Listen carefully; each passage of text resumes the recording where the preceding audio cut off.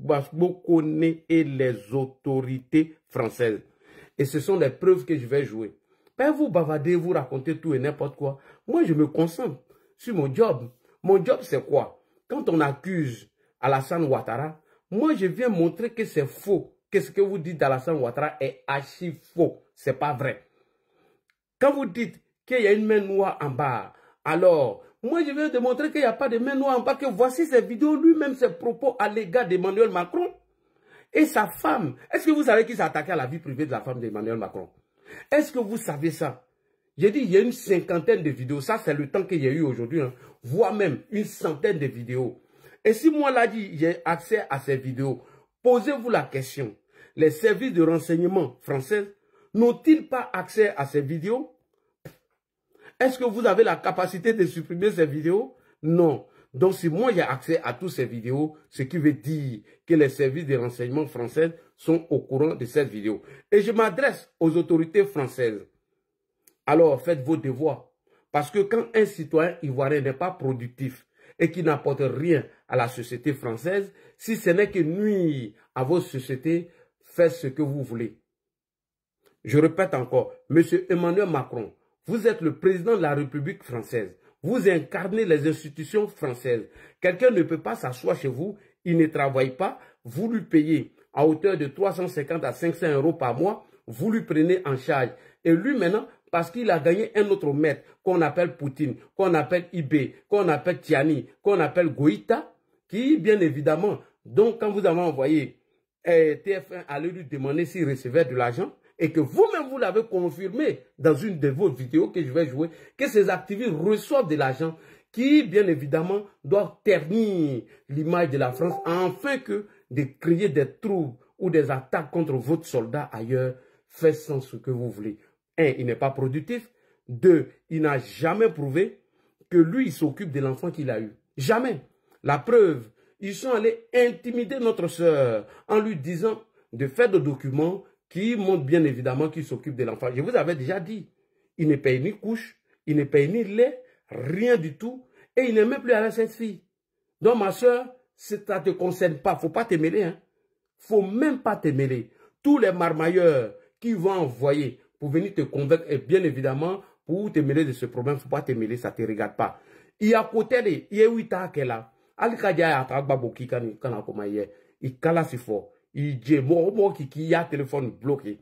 N'a qu'à faire dans la demi-heure, comment faut y en aller à bloquer. Parce que ceux qui lui donnent à manger, il a sali et terni leur image.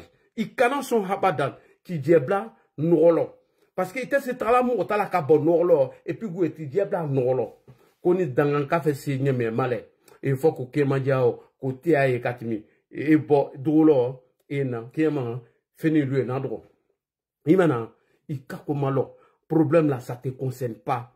Ça ne concerne pas la Côte d'Ivoire. Ça concerne le pays d'accueil dont on l'a donné la possibilité de chercher son pain et il a refusé. Et il s'est acharné farouchement contre le président français. Voilà, et c'est de ça qu'on va parler. Alors, pour commencer, il y a un jeune homme qui a été accusé, qu'on appelle Belem, qui est l'un des proches de Gbagbo-Koné. Lui va s'exprimer et maintenant nous allons rentrer dans le vif du sujet. Parce que j'ai entendu des propagandistes pro-AES, pro-Gbagbo-Koné dire que tu étais en connivence avec la police, bien évidemment, afin de planifier son arrestation. Bon, jeune homme, j'ai près de 800 personnes ici, sur mon Facebook, près de 400 personnes sur mon YouTube et 700 personnes sur mon TikTok. On va t'écouter dans les introductions et après, on va aller demander à Gbagbo-Koné qu'est-ce qui s'est réellement passé. Merci beaucoup. On t'écoute, jeune homme. C'est parti. Camarades, aujourd'hui, je vais vous expliquer. Oui, partagez. Ce qui s'est passé. Partagez pendant qu'il parle. Partagez au maximum. Faites monter le mercure. Ce soir, j'ai frappé fort et dur. Moi, je ne suis pas vos camarades. Et ce que j'ai venu montrer là, que Gbagbo-Koné, elle serait inattaquable. Ce sont ces propos qui ont été datés. Ces propos à l'égard du gouvernement français. Ouais, je suis pas dans... Quand vous faites vos conneries là, moi je prends mon temps. Je prends mon temps, je m'ai fait les recherches. Parce que je connais de l'opposition ivoirienne et de Guillaume Soro et autres, et les putschistes de Bamako sont tous des menteurs et des manipulateurs. Assimi Goïta était un... Nous étions assis, on rigolait, on échangeait et tout. Il a enlevé son téléphone, il dit, ah, go. Et j'ai fait une vidéo sur le départ de Macron aux États-Unis là. Que la vidéo a fait 1 300 000 vues. Que je vais avoir des problèmes avec Macron. Merci beaucoup. C'est lui qui était sur le lieu de l'arrestation. C'est le seul témoin des faits. Il dit à ce jeune homme que j'ai fait une vidéo, pas sur Alassane Ouattara, pas sur Bon Koulibaly, pas sur les membres du gouvernement d'Alassane Ouattara. Il dit j'ai fait une vidéo sur le président français, notre président de la République française. Que cette vidéo va lui causer beaucoup de préjudice. C'est pas moi qui le dis, c'est le témoin des scènes, c'est le témoin des faits. Et que cette vidéo va lui créer beaucoup de problèmes. Ok? C'est pas moi. Alors, jeune homme, vas-y, continue. Allons-y en profondeur. Il dit comment ça? Et puis on a rigolé. Il dit non, c'est pas possible, la France est un peu... Partagez. Voilà, comment? C'est pas possible. Il dit d'accord. Et puis on a rigolé. Vers les 21h, il dit bon, ok, moi je vais rentrer chez moi. Il dit ok, comme mon sac derrière est fini, je vais descendre avec toi au rez-de-chaussée. Il y a tout juste une épicerie à côté. Je descends avec toi pour prendre un sac derrière pour le monter. Voilà qu'on voit qu'on descend avec moi. Et il va, et le monde se laisse juste au niveau de l'épicerie. Et moi je donne d'eau. Et quand je donne d'eau, quelques mètres, j'entends bruit derrière moi. Déjà, déjà la voiture qui était garée là, il y avait des gens, il y avait des gourmands dans la voiture. Il y avait des gens dans la voiture. Les gourmands, c'est les policiers. Donc voilà comment maintenant. Moi, je tourne derrière, je vois que qu'on est éméloté dans la main des gars là. Et moi, je tourne derrière, je vois les morts sont en train de malmener, on veut le mettre dans la voiture. Maintenant, moi, je vais partir vers là-bas.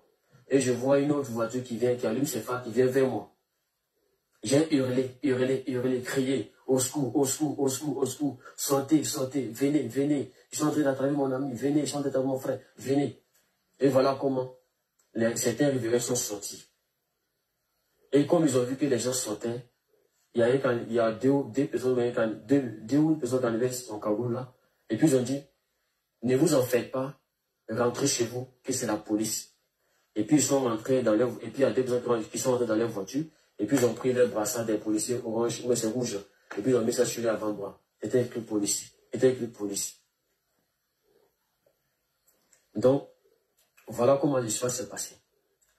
Et quand ils ont mis leur brassard, Baokoune résistait. Ils ont mis Baokoune dans la voiture. Et puis Baokoune est ressorti. Pendant ce temps, moi je venais et puis j'écris.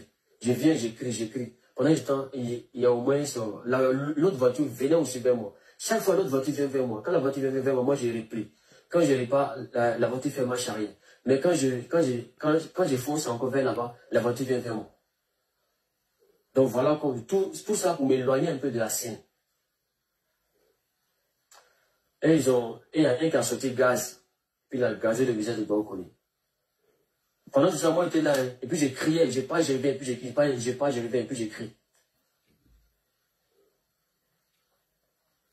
Et j'ai réussi à le mettre dans la voiture, et aussitôt, la voiture Baokoune était dedans, la voiture a avancé, et puis l'autre voiture qui partait, puis ça revenait là, cette voiture a suivi l'autre voiture, et puis ils sont partis avec lui. Maintenant, moi maintenant, je rentre à la maison. J'arrive à la maison, je réfléchis. Comme on dit, c'est la police. Comme ils disent que c'est la police. Est-ce que c'est pas mieux d'attendre un peu avant d'alerter les gens? Attendre un peu d'ici midi avant d'alerter les gens. Si c'est la police, peut-être d'ici midi, ils vont le libérer. Parce que ceux qui n'ont rien fait, il est innocent. Mais si on le libère, cette histoire reste entre lui et moi. Personne n'a entendu parler. Maintenant, dans le cas contraire, si on ne le libère pas, dans l'après-midi, moi je vais faire l'annonce. Voilà ce qui était dans ma tête. Dans le but de protéger son image.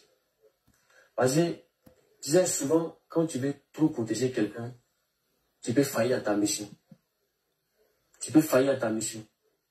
Et face à de telles situations, on n'a pas tous les mêmes manières de voir les choses. Voilà comment moi j'ai failli à ma mission. Voilà comment j'ai failli à ma mission. Voilà où les gens m'accusent. Pourquoi est-ce que tu étais avec lui et que tu n'as pas alerté? Pourquoi est-ce que tu n'as pas fait ceci, cela? Voilà ce que moi je pensais et puis je n'ai pas alerté. Et dans l'après-midi, le représentant, il m'appelle. Il dit, ah, on devait avoir une réunion avec Bokoni. Mais jusque-là, on n'a pas de ces nouvelles. Il dit, représentant, pour être honnête, on a eu un problème hier soir. Mais en vrai, moi, je voulais pas annoncer. Et le représentant, il me dit, petit, tu as mal fait. Les cas similaires, tu dois forcément alerter dans l'immédiat. Il dit, c'est vrai. Mais en vrai, voilà ce que moi je pensais. Raison pour laquelle je ne sais pas alerter. Donc franchement, j'ai tort. C'est ce que je lui ai dit. Franchement, j'ai tort. Mais voilà ce que moi je pensais. Il dit, d'accord. Que c'est pas grave, qu'on va trouver, voilà. On va trouver une solution pour le libérer. Mais tu sais où il se trouve? Il dit non. Il dit d'accord. Voilà comment lui et moi, on se laisse. Le lendemain, voilà, la même nuit. Moi, je n'ai pas dormi à la maison. Il dit, ah, on ne sait jamais. Puisque je suis le témoin. Là, on ne sait jamais. Moi, je n'ai pas dormi, dans un autre quartier. De là-bas, j'étais en route, je partais là-bas. Et sous le départ, et le coach ici m'ont appelé. Petit, est-ce que tu peux nous expliquer un peu ce qui s'est passé? Ça, c'était aux environs de 21h par là, un truc comme ça. Est-ce que tu peux m'expliquer ce qui s'est passé? Et je leur ai expliqué ce qui s'est passé. Ils disent, ok, va à la police de Mantes-la-Jolie. Comme tu es en route déjà, va porter plainte pour enlèvement et séquestration. Et je vais à la police pour aller porter plainte. J'arrive là-bas, on prend toutes les informations nécessaires. Et la police, me appelle, comment dirais-je, Villeneuve-Saint-Georges, le quartier de Bokoni, pour le commissariat de Villeneuve-Saint-Georges pour leur demander. Maintenant, comme c'est là-bas, les choses se sont déroulées, donc ils ont payé là-bas pour voir. Ils appellent là-bas et Villeneuve-Saint-Georges dit que les soins de Paris ont déjà appelé là-bas. Donc, qu'il faille qu'on revienne demain pour venir porter la plainte là-bas. Donc, les policiers me libèrent. Moi, je sors. Et il y a un gars de GPS qui me rappelle encore. Il dit, va à la police, dis-leur que moi, je vais leur parler. Parce que lui, c'est un gourmand. Et je vais là-bas. Un gourmand, c'est un policier. Me chasse. Je ressors. Et je vais l'autre côté, là où je dois dormir. Là. C'est mon ami en question. J'arrive là-bas. Et la police m'appelle aux environs d'1h du matin.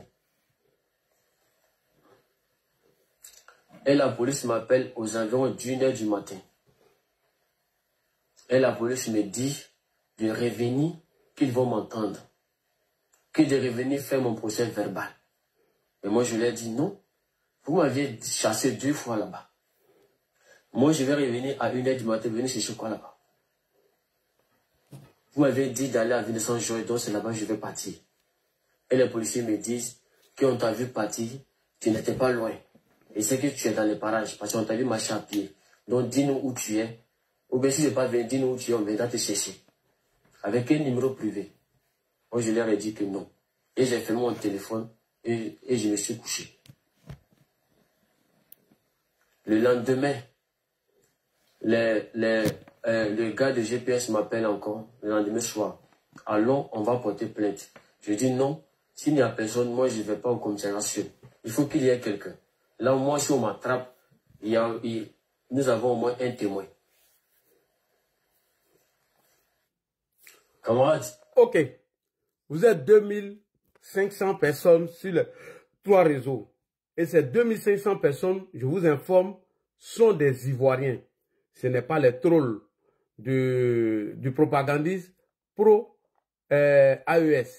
Non. Ce sont des Ivoiriens qui sont ici. Sur cette... Oh, ferme boîte là. Parce que j'ai commencé par toi maintenant pour venir te déconstruire avec Babo Koné. Après avoir fini d'écouter, lui, le témoin direct de l'arrestation de Babo Koné, qui nous a pas donné les mêmes faits que son avocat. Et certains sont sortis pour tirer à boulet sur lui, en faisant croire que le petit était de connivence avec les autorités françaises. Et mieux, le propagandiste Pacheco, le nez de Dali Guépa, le gros menteur des réseaux sociaux, qui a été payé par Guillaume Soro, afin de désinformer la population, afin de s'acharner contre le gouvernement de Côte d'Ivoire, a trouvé un raccourci, en faisant croire que ce jeune homme était en accord ou en harmonie avec les autorités françaises et mieux avec les autorités ivoiriennes. Alors, il est temps de déconstruire votre Johnny Pacheco. Quand on va finir de l'écouter, Gbagbo Koné va venir te déconstruire. Parce que toi, tu es un menteur. Tu es un irresponsable qui ne t'assume pas. Puisque, quand tu quittais le FPI pour venir au RHDP, tu as fait croire à tout le monde que toi, Johnny Pacheco, tu étais dans une bulle propagandiste chapeautée par les tenants du FPI. Et mieux, voici les arguments que tu as trouvés pour te désengager. En partant du RHDP, tu as fait croire qu'au RHDP, on te payait 1 million par mois, ce qui est faux d'ailleurs, dont tu n'as apporté aucune preuve, et que toi, on te donnait une feuille de route dont toi-même tu allais démentir sur le panel de Dosso lorsque tu avais quitté nos autorités. Maintenant, on va t'écouter maintenant avant de frapper dans le tas avec Gbagbo Koné qui dit que tu es un menteur, qu'il faut la fermer, que tu es un chômeur qui vit en Finlande avec l'argent du contribuable finlandais et que tu vis des revenus de YouTube dont ta gueule, tu dois la fermer. Un chômeur, quelqu'un qui a moins de 500 € par mois, quelqu'un qui vit des vues de YouTube, quelqu'un qui s'est fait acheter aujourd'hui par Soro Kibafori Guillaume, qui moins s'est vomi, qui disait hier sur le panel de Dosso lorsqu'il nous a quittés, que lui, ses valeurs n'ont rien à voir avec les putschistes et que lui, jamais il va soutenir un putschiste aujourd'hui pour aller manger dans l'assiette des putschistes, pour aller ramper devant les putschistes, à régner à ses valeurs. On va t'écouter et Gbagbo Koné va venir te déconstruire. Champion, tu connais rien en communication. Tu es le plus nul, le vaurien des propagandistes pro-Soro aujourd'hui. Voilà. Parce que c'est toi qui dois lancer le mot d'ordre. On t'écoute maintenant et on va aller maintenant demander à Gbagbo Koné. Est-ce que ce qui t'arrive aujourd'hui concerne les dirigeants du RHDP? Est-ce que ce qui t'arrive aujourd'hui n'est-il pas un conflit entre toi et les autorités françaises, vu ta position dont tu as rejoint de l'AES et de Vladimir Poutine? Gbagbo Koné maintenant va venir te déconstruire. Alors on écoute le propagandiste pro-Gbagbo et on va aller maintenant chez Gbagbo Koné pour parler du procès. On écoute Johnny Pacheco, alias Koukoune Chris, le nez de Dali Guépa, le plus maudit de Dali Guépa, l'homme qui vit avec l'argent de YouTube, l'homme qui n'a jamais travaillé dans sa vie, le chômeur chronique de Guillaume Kibafori Soro. L'homme qui est prêt à vendre, à régner ses valeurs, qui s'acharne sur le bon petit de Gbagbo Koné, dont dessin animé est venu dire que lui soutient le petit. Puisque Gbagbo Koné avait dit dans sa bouche que les encagoulés et le plan commun qui a été mis en place, Gbagbo Koné nous avait informé que dessin animé faisait partie et que c'est toi qui lui avais donné cette information. Ok? Et voilà. Et dessin animé aujourd'hui, il a rendu son coup. Même si vous allez vous entendre entre vous là-bas, ça c'est vos problèmes. Vos problèmes ne m'intéressent pas.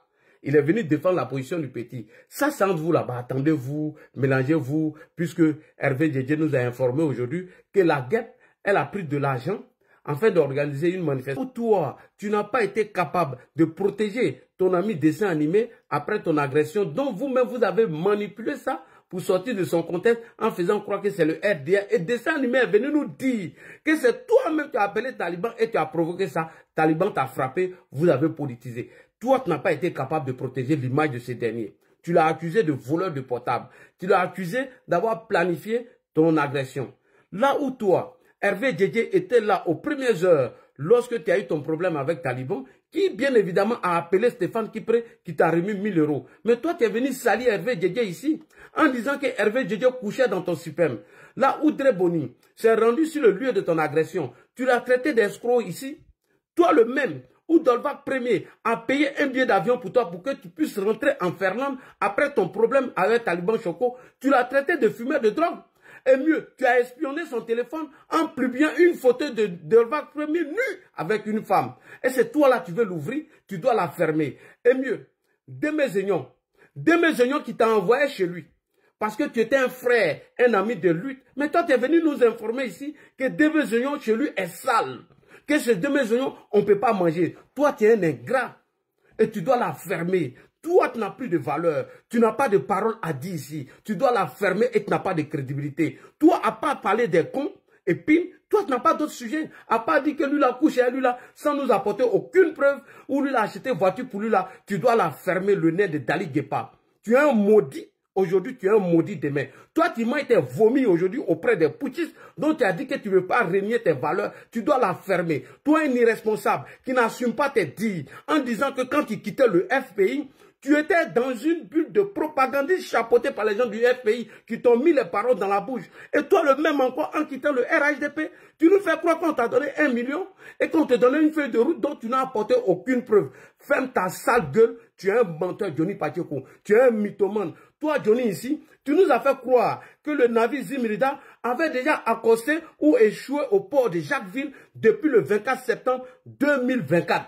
Alors que le navire Zimrida n'a accosté au port d'Abidjan le 8 janvier 2025. Toi, Johnny Pacheco, tu nous as dit ici que l'ambassadeur de Côte d'Ivoire au Qatar s'appelait Nicolas Sarkozy, alors que c'est M. Aboudraman Sissé.